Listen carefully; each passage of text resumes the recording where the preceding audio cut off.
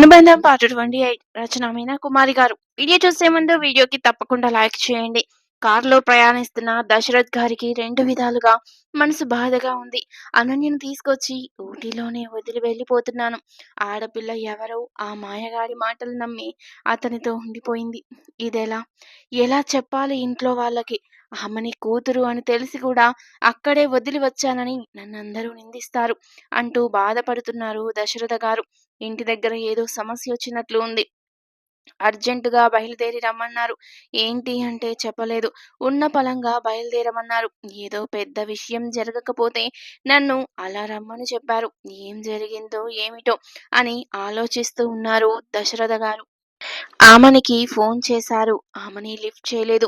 పెద్దరికాలు ఎందుకు? పనికిరాని పెద్దరికాలు. తన వల్ల పిల్లలు బాధపడుతున్నారు అని అనుకుంటూ బాధపడుతున్నారు దశరథ్ గారు. ఆమనికి తన కూతురు అనన్య అని తెలిసాక కూడా ఊటీలో వదిలి వచ్చేశాను అని నన్ను తప్పుగా అనుకుంటుంది. ఒక తప్పు చేస్తే 100 ప్రశ్నలకు సమాధానం ఇవ్వవలసి ఉంటుంది. అటువంటి పరిస్థితుల్లో ఉన్న దశరథ్ గారికి భార్య గుర్తుకు వచ్చింది. తన మాటకు ఎన్నడూ ఎదురు చెప్పేది కాదు. తను ఎంత చెబితే అంతే. ఆమెకు పాపం కూతురు సంగతి ఆమెకు చెప్పలేదు తను. ఒక రకంగా నేను అందరి ముందు దోషిని అనుకుంటూ వేదన పడుతూ ఉన్నారు దశరథ్ గారు. తాతగారు నేను పరాయి మనిషి దగ్గరకు ఉన్నానని ఏదో ఆలోచిస్తూ ఎంత బాధపడుతున్నారో పాపం అన్నది అనన్య. అనన్య వైపు చూసి నవ్వుకున్నారు ఆనంద్ గారు. ఎవరిని ఇబ్బంది పెట్టకూడదు అన్న మనస్తత్వాలు కలిగిన తల్లిదండ్రులకు పుట్టిన కూతురు ఇలా కాక మరెలా ఉంటుంది అంటూ కూతుర్ని చూసి మురిసిపోయారు. అమెరికాలో ఇండియన్ ఎగ్జిబిషన్ పెట్టినప్పుడు అక్కడ కొన్న చీర, గాజులు, డ్రెస్సులు అన్నీ అనన్యకిచ్చారు మరికొన్ని. ఆ చీర కట్టుకుంది అనన్య. ఒక్కసారిగా దుఃఖమొచ్చేసింది ఆనంద్ గారికి. ఇది కలా నిజమా? నా బంగారు తల్లి, నా కూతురు నా దగ్గరుంటుందా? మళ్ళీ ఎవరైనా దూరం చేసేస్తారా? అంటూ కళ్ళనీళ్లు పెట్టుకున్నారు ఆనంద్ గారు. వెంటనే వాళ్ళమ్మకి వీడియో కాల్ చేశారు. అనన్యను చూపించారు. మనవరాల్ని చూసి మాట్లాడి మురిసిపోయింది మార్గరెట్. అనన్యకు చాలా సంతోషంగా ఉంది. డాడీ, నానమ్మ భలే ఉన్నారు కదా అంటూ నవ్వింది. నిజంరా, అమెరికా అమ్మాయి అయ్యుండి కూడా మీ నాన్నమ్మకు ఇండియన్ కల్చర్ పట్ల ఎంతో ఇష్టం. ఆ ఇష్టమే మా నాన్నగారు ఆమెను ప్రేమించేలా చేసింది. మా నాన్నగారు మంచి అభ్యుదయ భావాలున్న వ్యక్తి. చాలా గొప్ప మనిషి అని అందరూ చెప్పుకునేవారు అంటూ తల్లిదండ్రుల గురించి మరికొన్ని విషయాలు అనన్యకు చెప్పాడు ఆనంద్ గారు. ఆనంద్ వాళ్ళ అమ్మతో మాట్లాడుతూ ఉన్నారు. అనన్య అద్దం ముందుకు వెళ్ళింది. ఎంత బాగున్నానే చీరలో, చాలా అందంగా ఉన్నాను నా డార్లింగ్ అంటూ శ్రీహర్ష అద్దంలో కనిపించి అల్లరి చేశాడు. అద్దంలో నేను కాక శ్రీహర్ష కనిపిస్తున్నాడేమిటి చిత్రంగా అనుకుంది అనన్య. అవును, నా మనసులో ఉన్న శ్రీహర్ష కనిపిస్తున్నాడు. అద్దం అబద్ధం చెప్పదుగా మరి అంటూ నవ్వుకుంటుంది అనన్య. తండ్రి వేసిన పెయింటింగ్స్ చూస్తూ ఉంది అనన్య. ఒక పెయింటింగ్ చూసి అలాగే చూస్తుండిపోయింది. చుట్టూ పచ్చటి వాతావరణం, పక్కనే గలగల పారే సెలయేరు, ఆ పక్కన పక్షులు. అటువంటి చోట నన్ను శ్రీహర్షని చిత్రించారు నాన్నగారు అందంగా. హర్ష నా హృదయంలో ఉన్న నా రాజకుమారుడివి నువ్వే అంటూ ఆ చిత్రాన్ని హృదయానికి హత్తుకొనుంది అనన్య. ఏదో లోకంలో మైమరుపుగా ఆనందంగా ఉంది. లోపలికొచ్చిన ఆనంద్ గారు ఆ దృశ్యాన్ని గమనించారు. అనన్య అని పిలిచారు ఒకసారి. లేదు, అనన్య కళ్ళు మూసుకొని సుదూర తీరాలకు హర్ష దగ్గరికెళ్ళిపోయింది. ఆమె మనసులో, ఆమె కళ్ళల్లో, ఆమె భావాలలో చెరగని ముద్ర వేశాడు శ్రీహర్ష. అతని చిలిపి నవ్వులు గుర్తుకు వచ్చి నవ్వుకుంది. వర్షంలో ఇద్దరూ ఒకే చెట్టు కిందకు చేరిన సన్నివేశం గుర్తుకొచ్చింది. అది ఇప్పుడు ఎంతో అందంగా అనిపించింది. ఆ రాత్రి అనన్యను శ్రీహర్ష కౌగిలించుకొని ముద్దు పెట్టిన సంగతి గుర్తు తెచ్చుకుంది. నువ్వే నా ముద్దు పెట్టేది, నేను పెట్టలేనా అంటూ శ్రీహర్ష బొమ్మపై ముద్దు పెట్టింది. అవన్నీ గమనిస్తున్న ఆనంద్ గారు మరొక్కసారి పిలిచారు అనన్య అని. హా, ఏంటి నాన్నగారు అంటూ తొట్రుపడింది అనన్య. పెయింటింగ్ బాగా నచ్చిందా అని అడిగారు. అవును నాన్నగారు, అమ్మ మీరు చాలా బాగున్నారని చెప్పింది అనన్య. తను వేసిన చిత్రంపై వెనక ఒక మార్కు పెట్టుకున్నారు ఆనంద్ గారు. అది అనన్య శ్రీహర్షల పెయింటింగ్ అని ఆనంద్ గారికి తెలుసు. నవ్వుకుంటూ బయటకెళ్ళిపోయారు ఆనంద్ గారు. శ్రీహర్షకి ఫోన్ చేశారు ఆనంద్ గారు. ఫోన్ లిఫ్ట్ చేయలేదు శ్రీహర్ష. తనే చేస్తాడులే అనుకున్నారు ఆనంద్ గారు. అనన్య చేసిన వంట అద్భుతంగా నచ్చింది ఆనంద్ గారికి. నీ వంటలో మీ అమ్మ చేసిన వంట రుచి కనపడుతుందిరా అన్నారు ఆనందంగా ఆనంద్ గారు. భోజనాలైన తర్వాత బయట గార్డెన్‌లోకొచ్చింది అనన్య. చల్లటి ప్రదేశంలో చక్కటి అందమైన పూల మొక్కలు భలే పెరుగుతాయి. కుంకుమ పూలతో నిండిపోయింది.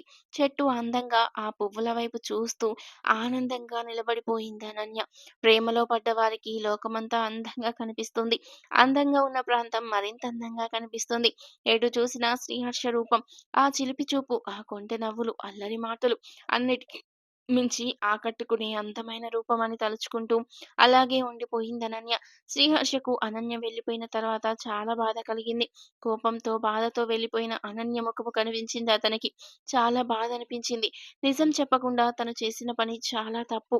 అనాథ అని అనుకునే అనన్య వేరే ఒక రకంగా ఆలోచిస్తుంది. నన్ను ఒక కోరిక కలిగిన జంతువులా భావిస్తుందేమో అంటూ ఆ రాత్రంతా నిద్రపోలేదు శ్రీహర్ష. తర్వాత ఆనంద్ గారు ఊటీకి వచ్చేసానని ఫోన్ చేసి చెప్పారు. అనన్య ఊటీ వచ్చింది అని శ్రీహర్ష చెప్పాడు.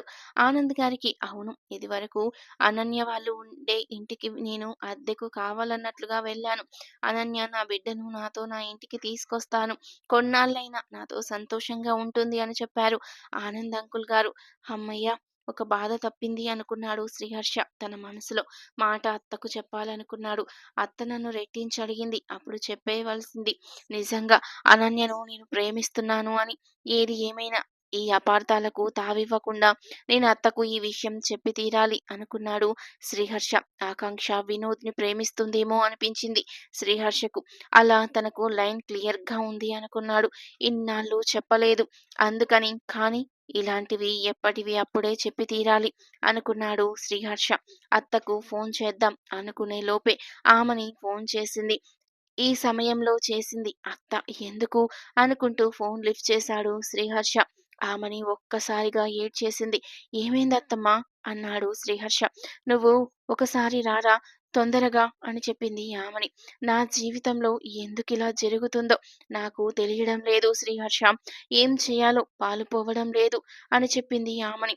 అత్త తన కూతురు గురించి చెప్పిన విషయాలు విన్న శ్రీహర్ష అలాగే ఉండిపోయాడు. ఎవరు అంటే చెప్పడం లేదురా. ఎంత అడిగినా నాకు తెలీదు అని చెబుతోంది. ఏం చేయాలో పాలుపోవడం లేదు అంటూ ఏడ్చేసింది ఆమని. నువ్వేం దిగులు పడకత్తా, నేనడుగుతాను అంటూ లోపలికి వెళ్ళాడు శ్రీహర్ష. ఈలోపు ఇందుమతి వచ్చింది. ఆకాంక్షను పరీక్ష చేసి ప్రెగ్నెంట్ అని చెప్పిందామె. శ్రీహర్ష వైపు చూసి మురిసిపోయింది ఇందుమతి. శ్రీహర్షని తన కొడుకులా భావించుకుంటూ ఉంటుంది ఇందుమతి. నిజంగా ఈ రోజుల్లో కుర్రవాళ్ళు ఇంత పద్ధతిగా ఎవరుంటున్నారు అని మెచ్చుకుంటూ ఉంటుంది ఇందుమతి. నాకేం చేయాలో తెలియడం లేదు. ఆకాంక్ష పరిస్థితి ఎలా అన్నది ఆమెని ఏడుస్తూ. ఎవరో తెలీదు అంటుంది. చూస్తే అబార్షన్ స్టేజ్ కూడా దాటిపోయింది. ఎలా అన్నది ఇందుమతి. లోపలికెళ్ళిన శ్రీహర్ష ఆకాంక్షను అడిగాడు. నిజం చెప్పు ఆకాంక్ష, ఎవరతను? ఇంత పెద్ద తప్పు చేశాక అతనిని నువ్వు తప్పక పెళ్లి చేసుకొని తీరాలి కదా! అతని గురించి నిజం చెప్పడానికి ఎందుకు సంకోచిస్తున్నావు? అని అడిగాడు శ్రీహర్ష. బావా, నిజం చెప్తున్నాను. పబ్బులకు వెళ్ళిన మాట నిజం. తాగిన మాట కూడా వాస్తవం. ఆడిపాడిన మాట నిజమే. కానీ నేనింత పెద్ద తప్పు చేయలేదు అంటూ ఏడ్చింది ఆకాంక్ష. బాగా గుర్తు తెచ్చుకో అన్నాడు శ్రీహర్ష. లేదు బావా, అంత శృతి మించినది మాత్రం లేదు అని చెప్పింది ఆకాంక్ష. మరి నువ్వు రాత్రుళ్ళు కూడా హోటల్లోనే ఉన్నావని అన్న విషయం తెలిసింది నాకు అన్నాడు చిరాగ్గా శ్రీహర్ష. మత్తెక్కువయి గదిలో ఉండిపోయిన మాట వాస్తవమే, కానీ ఇలాంటి తప్పు నేను చేయలేదు బావా అంటూ ఖచ్చితంగా చెప్పేసింది ఆకాంక్ష. తనకు తెలీదు అని చెబుతోంది. అత్త అంటూ వచ్చాడు బయటకు శ్రీహర్ష. శ్రీహర్ష అలాగే చూస్తూ ఉంది ఇందుమతి. శ్రీధర్ కొడుకు, తండ్రిని మించిన తనయుడు అని అనుకుంది ఇందుమతి. ఏం చేయను హర్ష, అబార్షన్ స్టేజ్ కూడా దాటిపోయింది. ఎవరిని అడగను. ఈ బాధ ఎలా తీర్చుకోగలను అంటూ తల బాదుకుంటూ ఏడుస్తుంది ఆమని. అతని చూసి బాధపడిపోయాడు శ్రీహర్ష. ఈ విషయం ఊర్లో తెలిస్తే పరువు నష్టం. అన్నయ్య వదినలకు తెలిస్తే ఎంత బాధగా ఉంటుందో అంటూ తల కొట్టుకుంది ఆమని. నాన్నగారికి నేనేమి సమాధానం చెప్పగలను అంటూ ఏడ్చింది ఆమని. ఏం చేయను హర్ష అంటూ ఏడుస్తూ ఉన్న అత్తని ఓదార్చాడు శ్రీహర్ష. వినోద్‌తో స్నేహంగా ఉంది ఆకాంక్ష. ఒకసారి అతన్ని కలిసి అడుగుదాం ఏం జరిగిందో అన్నాడు శ్రీహర్ష. వినోద్ ఇందుమతికి మేనల్లుడు. ఇందుమతి మాట్లాడుతూ తల్లిదండ్రుల గారాబం వల్ల వాడు చెడు దారి తొక్కాడు. నేనంటే వాడికి భయమే. ఒకసారి వెళ్లి అడిగి చూద్దామన్నది ఇందుమతి. ఏమో ఎవరో తెలిసి ఈ సమస్యకు పరిష్కారం దొరికితే అంతే చాలు అన్నది యామిని. అత్తయ్య ఇంటి పరువు కోసం నేనేమైనా చేస్తాను. నువ్వు మాత్రం దిగులు పడకు. ఒకవేళ అలాంటి ఏమీ చేయలేని పరిస్థితొచ్చినప్పుడు నేనే పెళ్లి చేసుకుంటానాకాంక్షను అని చెప్పేశాడు శ్రీహర్ష. తర్వాతేం జరిగింది నెక్స్ట్ పార్ట్‌లో తెలుసుకుందాం.